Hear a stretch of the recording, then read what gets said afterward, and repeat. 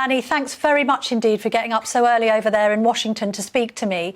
Just for the UK audience, there's a bit of confusion, I think, about this being a criminal case now, this hush money that's been paid to Stormy Daniels and perhaps others.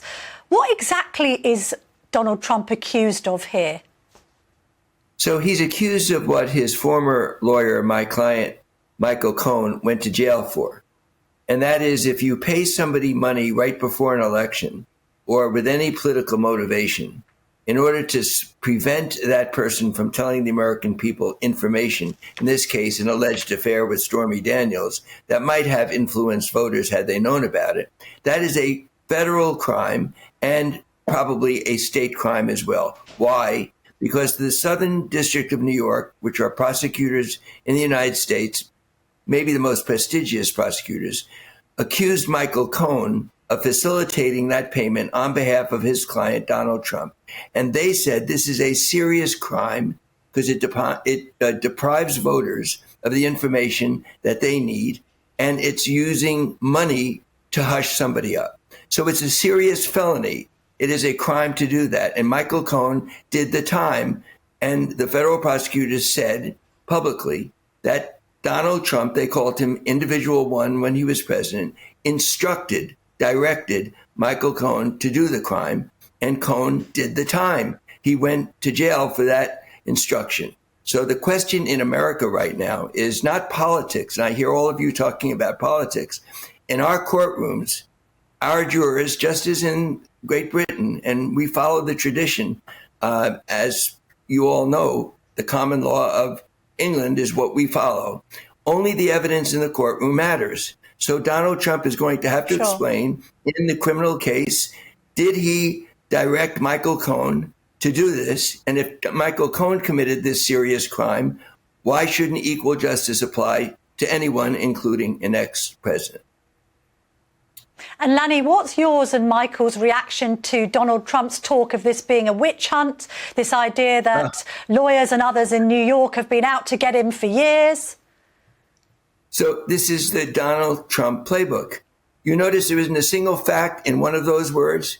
He attacks and uses labels, but he doesn't understand facts. In fact, he doesn't understand the difference between facts and non-facts. And I say that as a Democrat who didn't support him, but I don't think there's a lot of dispute among people who work for him, known him for years, is that his attention span doesn't grasp facts. So what he's got to do in a courtroom, and he has no choice, unfortunately for him, is facts, evidence, that then 12 people called the jury will have to decide whether he's guilty or innocent. All the conversation and talking heads about politics may be a reality in the political arena, but when he gets into that courtroom, there are 12 people who are going to have to decide, is he telling the truth? And I think you know, whether you're a Trump supporter or a non-Trump supporter, that the truth is not a word that Donald Trump is very familiar with. But is there not an argument to say that this has been quite self-defeating when it comes to Donald Trump's own presidential hopes second time round? We hear he's got another $4 million in the coffers. He wants his mugshot to be on his election posters.